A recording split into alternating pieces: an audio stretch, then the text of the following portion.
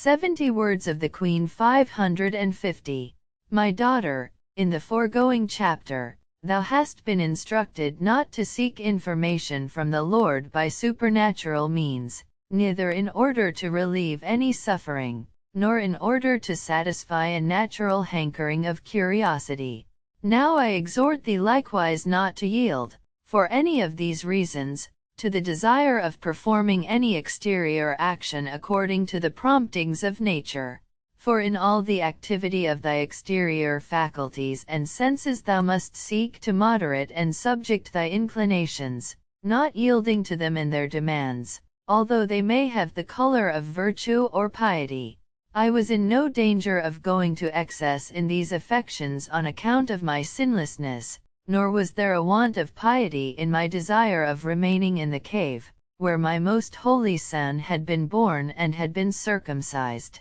Yet I did not wish to express my desire, even when asked about it by my spouse, for I preferred obedience to this pious inclination, and I knew that it is more secure for the souls and more according to the pleasure of the Lord to seek His will in the counsel and decision coming from other, rather than in their own inclination. In me this course of action was advisable only on account of the greater perfection contained therein, but in thee and in other souls, who are subject to error in their judgment, this rule must be observed most rigorously, so as to prevent and avoid mistakes diligently and discreetly. For in their ignorance and pusillanimity men are easily carried away by their feelings and inclinations toward insignificant things, and very often they occupy themselves with trifles as if they were important matters, and with vanities, as if they were realities. All such activity weakens the soul and deprives it of great spiritual blessings, of grace, enlightenment, and merit.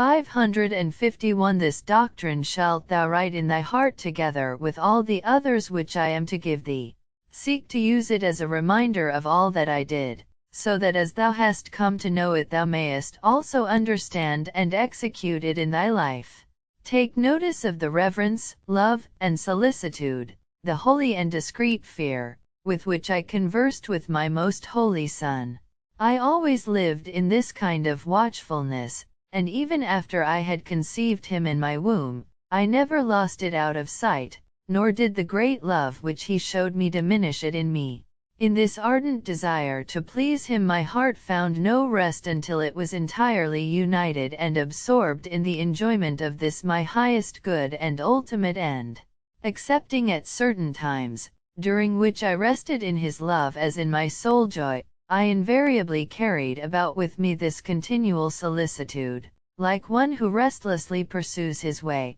and who permits himself not to be delayed by anything that is useless or hinders the attainment of his desired object. So far was my heart from attaching itself to any earthly thing, or from following the inclination of the senses, that I lived as if I had not been composed of earthly substance. If other creatures are not free from passions, or do not overcome them as much as possible, let them not blame nature, but their own will. On the contrary, they justly incur the reproaches of weak nature, because, instead of governing and directing nature by the sovereign power of the will, they make no use of that power. They allow the natural inclinations to involve them in disorders, abetting it by the free will and using their understanding to find still more dangerous occupations and occasions of ruin. On account of these pitfalls presenting themselves in mortal life, I warn thee,